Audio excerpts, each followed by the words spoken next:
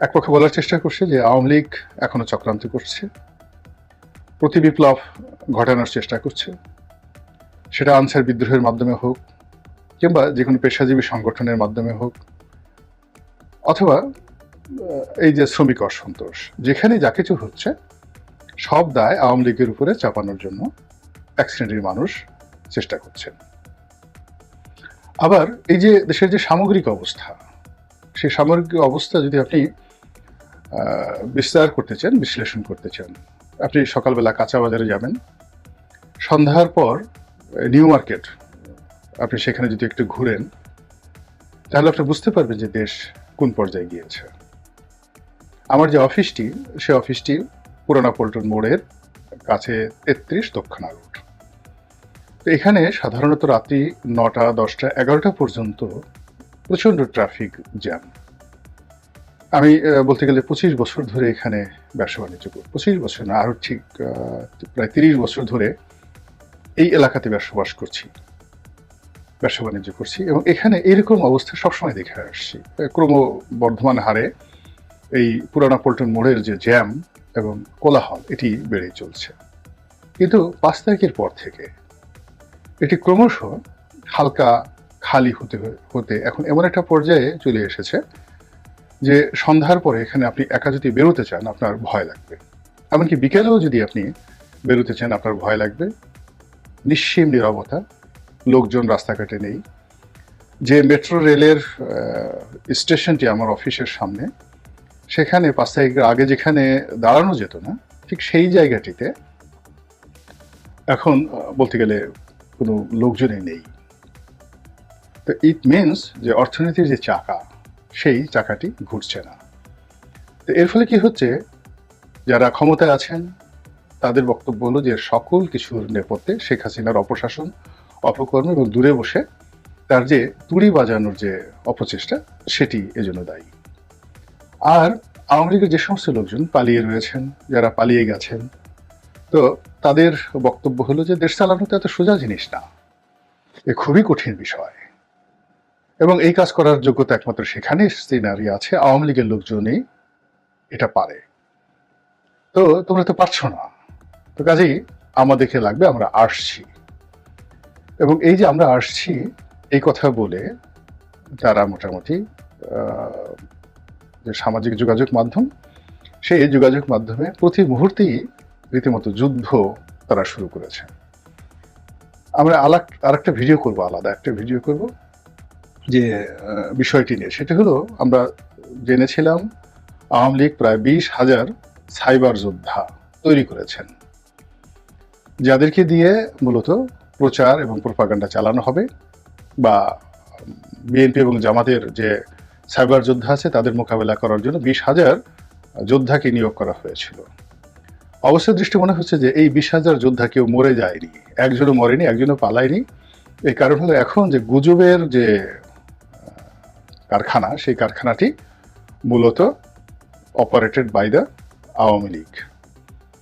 এবং আওয়ামী লীগের যারা লোকজন আছে প্রতি মুহূর্তে ডক্টর মোহাম্মদ ইউনূসকে নিয়ে, বাংলাদেশ নিয়ে, অর্থনীতি নিয়ে, জাতিসংঘ নিয়ে, আমেরিকা নিয়ে, ডোনাল্ড লুকে নিয়ে, দিল্লিকে নিয়ে এমন সব তথ্য এবং উপাত্ত দিয়ে ব্যানার করে, হেডলাইন করে এখানে অপপ্রচার তারা চালাচ্ছে, যার ফলে আওয়ামী লীগের যারা লোকজন আছে তারা অনেক উজ্জীবিত হচ্ছে যার যার অবস্থানে থেকে। আর যারা এই গণ অভ্যুত্থানের নেতৃত্ব দিচ্ছে, তারা এই ধরনের অপপ্রচারের কবলে পড়ে মানসিকভাবে ভেঙে পড়ছে। এটি হলো আজকের দিনের বাস্তবতা। এখন এই বাস্তবতার মধ্যেই একটি টেলিফোনের যে কল রেকর্ড প্রধানমন্ত্রী শেখ হাসিনার, সেই কল রেকর্ডে তিনি হঠাৎ করে বলছেন যে তিনি চট করে দেশে ঢুকে যাবেন। সবাই বলাবলি করছে যে এটি তার একটা স্ট্যান্ডবাজি, তিনি কোনো অবস্থাতেই ঢুকতে পারবেন না বা ঢুকবেন না। কিন্তু এই কাজটি করে তিনি আলোচনায় থাকতে চাচ্ছেন, নেতা কর্মীদেরকে উজ্জীবিত করতে চাচ্ছেন, এবং এটি তার অনেক যে রাজনৈতিক কৌশল অতীতে আমরা দেখেছি তারই একটা ধারাবাহিক কৌশলের অপচেষ্টা। কিন্তু ঘটনা যাই হোক না কেন, বা যে কারণেই হোক না কেন, সাবেক প্রধানমন্ত্রী শেখ হাসিনার এই যে টেলিফোন সংলাপটি এখন ঘুরে ফিরে এটি বারবার শুধু মানুষের কাছে আসছে এবং মানুষ এটি নিয়ে আলোচনা করছে, পক্ষে এবং বিপক্ষে। এবং এটির যে গুরুত্ব, সেই গুরুত্ব দেখে শেখ হাসিনা নিশ্চিতভাবে তিনি দিল্লিতে থাকুন বা ভারতের যেখানে থাকুক না কেন, তিনি হাসছেন যে বেকুব বাঙালি এখনো সংজ্ঞা ফিরে পেল না, বা এখনো তাদের যে নির্বুদ্ধিতা, সেই নির্বুদ্ধিতা দূর হয়নি।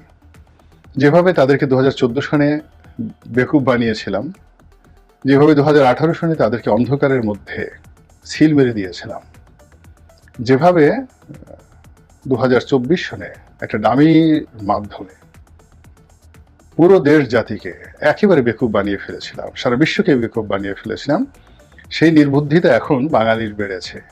নচেত আমার একটা টেলিফোন, আমি যেখানে পুরো দেশ জাতিকে অরক্ষিত রেখে কোটি কোটি নেতাকর্মীদেরকে বাঘের মুখে ফেলে দিয়ে বঙ্গভবন, গণভবন থেকে শুরু করে সকল সরকারের স্থাপনাকে বিক্ষুব্ধ জনতার বিক্ষোভের মুখে ফেলে দিয়ে নিজের প্রাণটা নিয়ে আমি যেখানে নিরাপদে চলে গেলাম, সেই আমাকে নিয়ে এখনো বাঙালির যে উচ্ছ্বাস, বাঙালির যে আবেগ, এবং আমাকে নিয়ে বাঙালির যে স্বপ্ন, সেই স্বপ্নের বহর দেখে শেখ হাসিনা নিঃসন্দেহে আগামীতে আরো নতুন কৌশলে, সেটা টেলিফোনের যে সংলাপ হোক বা অন্য যে কোনো কৌশল হোক, এটি তিনি করবেন।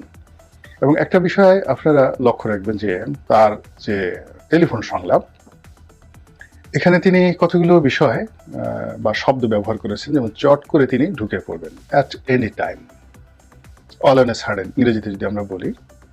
এটি নিঃসন্দেহে মানে যারা সীমান্তে আছেন, সেই বিজিবির যারা ব্যাটালিয়ন কমান্ডার রয়েছেন, কিংবা যারা ওখানে সেক্টর কমান্ডার রয়েছেন, সীমান্ত পাহারা দেন, তাদের ঘুম হারাম করে দিয়েছে। আল্লাহ, তারা দোয়া করছে, যায় নামাজ পড়ে, যে আল্লাহ চট করে যেন আমার এলাকা দিয়ে না ঢুকে, তাহলে আমার চাকরিটা নিয়ে টানাটানি লেগে যাবে। অথবা এয়ারপোর্টে যারা আছেন, সেই আমাদের আন্তর্জাতিক 3টে এয়ারপোর্ট রয়েছে, ঢাকা বিমানবন্দর রয়েছে, সিলেট রয়েছে, তারপর চট্টগ্রাম রয়েছে। এখানে যারা সিভিল এভিয়েশনের কর্মকর্তা রয়েছেন, তারাও রীতিমতো তটস্থ যে কোন সময় ভারতের একটা হেলিকপ্টার বা একটা প্লেন বা একটা প্রাইভেট জেট হুট করে এসে চট জলদি এয়ারপোর্টে নেমে যায়। ঢাকাতে নামলে এক ধরনের অবস্থা, চট্টগ্রামে নামলে এক ধরনের অবস্থা, সিলেটে নামলে এক ধরনের অবস্থা। এমনকি তিনি যদি হেলিকপ্টারে করে টুঙ্গিপাড়াতে এসে নামেন, গোপালগঞ্জে এসে নামেন, কি হবে?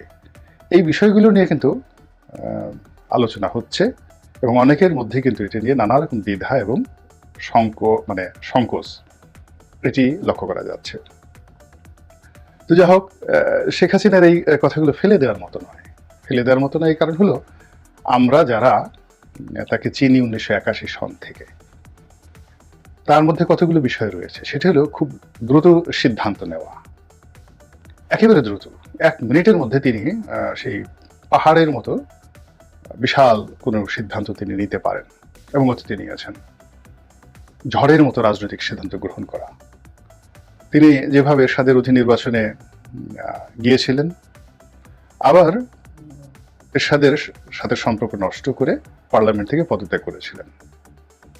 একইভাবে বহু সময় তিনি সিদ্ধান্ত নিয়েছেন, আবার সিদ্ধান্ত থেকে ফিরে এসেছেন রাজনীতিতে।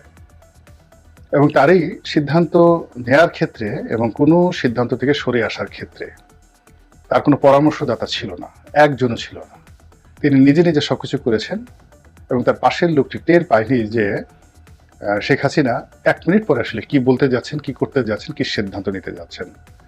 তার ঠোঁটের কোনো লাইসেন্স ছিল না, তার চিন্তারও কোনো সীমা পরিসীমা ছিল না। তিনি একেবারে সপ্তম আকাশ ঘুরে, সারা পৃথিবী ঘুরে, বাংলাদেশের টেকনাফ থেকে তেঁতুলিয়া পর্যন্ত সব জায়গাতেই তিনি নাক গলাতেন। তো এর ফলে তার আশেপাশে যারা লোকজন আছে, তারা খুব কনফিউজড। এবং সর্বশেষ তিনি যে পালাবেন, বিশ্বাস করেন তিনি যে পালাবেন, এটা মানে কেউ কল্পনাই করতে পারেনি। তার একেবারে অতি ঘনিষ্ঠজন যারা আছেন, তারাও কল্পনা করতে পারেনি। শেষ সময়টা পর্যন্ত যারা গণভবনে ছিলেন, হেলিকপ্টারে ওঠার আগ পর্যন্ত তারা কল্পনাও করতে পারেনি যে শেখ হাসিনা তাদেরকে ছেড়ে পালিয়ে যাবেন। এবং শেখ হাসিনার হেলিকপ্টার একদিকে উঠছে, অন্যদিকে গণভবনের দরজা খুলে যাচ্ছে, হাজার হাজার লোক সেখানে ঢুকছে। এসএসএফ এর যারা সদস্য তারা কাপড় চোপড় খুলে সিভিল ড্রেস পরে, তারপরে তাদের যত রকম অস্ত্র শস্ত্র রয়েছে সব ফেলে দিয়ে প্রাণ বাঁচানোর জন্য মুখে মাস্ক পরে তারা এই জনগণের মধ্যে বিপ্লবী সেজে সেখান থেকে বের হয়ে গিয়েছে। একইভাবে আওয়ামী লীগের যে সকল নেতা ছিলেন, নেত্রী ছিলেন, সবাই ওইভাবেই তাদেরকে বের হতে হয়েছে। অর্থাৎ শেষ দৃশ্যে আপনি দেখুন যে শেখ হাসিনার সঙ্গে যারা ছিলেন তার হেলিকপ্টারে উঠিয়ে দেওয়ার ঠিক ওই দিন 10-15 মিনিটের মধ্যে জনগণ কিন্তু সেখানে ঢুকে গিয়েছে। ফলে যারা ছিলেন তাদের কিন্তু বের হতে জীবনের ঝুঁকি ছিল এবং সেই ঝুঁকি নিয়ে তারা বের হয়েছে। তারা যদি জানতেন যে এরকম একটা পরিস্থিতি সৃষ্টি হবে, তারা কোনো অবস্থাতে সেই দিন গণভবনে যেতেন না। তো এই যে শেখ হাসিনার যে অস্থিরতা, হুটহাট করে অনেক কিছু করার তার যে ক্ষমতা, ইচ্ছা, অভ্যাস, এটি তার যে রয়েছে, সেই কারণে কিন্তু তিনি এখনো পর্যন্ত অনেকের জন্য হুমকি হিসাবে রয়েছেন। তিনি যে কথা বলেছেন সেটা যে তিনি করবেন না এই কথা কিন্তু বলা যায় না। এবং তার মধ্যে অদ্ভুত অদ্ভুত সব প্ল্যান এবং পরিকল্পনা কাজ করে। যেমন তিনি 1981 সনে যেভাবে ফিরে এসেছেন, তারপর তার জীবনে অনেকগুলো উত্থান পতন ঘটেছে। প্রায় সব ক্ষেত্রে তিনি প্রচণ্ড সাহস নিয়ে এগিয়ে গিয়েছেন। তার উপর 21 আগস্টের গ্রেনেড হামলা হয়েছে। এত গ্রেনেড হামলার মধ্যেও তিনি পায়ে হেঁটে ক্যান্টনমেন্টে ঢোকার চেষ্টা করেছেন ওই সময়টিতে, আহতদেরকে দেখার জন্য। তাকে ঢুকতে দেওয়া হয়নি। তিনি ওই অসুস্থ অবস্থা নিয়েই তিনি পার্লামেন্টে গিয়েছেন বক্তব্য দেওয়ার জন্য। তো তার একটি স্পিরিট আছে, এটা অস্বীকার করার উপায় নেই। তবে এখনকার বাস্তবতা হলো যে আওয়ামী লীগের যারা নেতাকর্মী রয়েছেন তাদের নৈতিক মনোবল ভেঙে গিয়েছে। 2 নম্বর হলো তারা ভীত সন্ত্রস্ত হয়ে পড়েছেন এবং তারা বাস্তুচ্যুত হয়েছেন। কেউ যার যার অবস্থানে নেই। হবিগঞ্জের মানুষ চলে গেছেন নবীগঞ্জে, তারপরে চুনারুঘাটের মানুষ চলে গেছেন রংপুরে। এরকম নানা রকম ভাবে বাস্তুচ্যুত হওয়ার কারণে আওয়ামী লীগের যে মূল নেতৃত্বটা, সেই নেতৃত্বটা এখন আওয়ামী লীগের হাতে নেই। জনগণ সব বিচ্ছিন্ন অবস্থায় রয়েছেন। সাধারণ যারা সমর্থক করেছেন তারা স্থানীয় বিএনপি নেতাদের সঙ্গে আতাত করে হাতে পায়ে ধরে মাথা নুয়ে তারা সেখানে আছেন।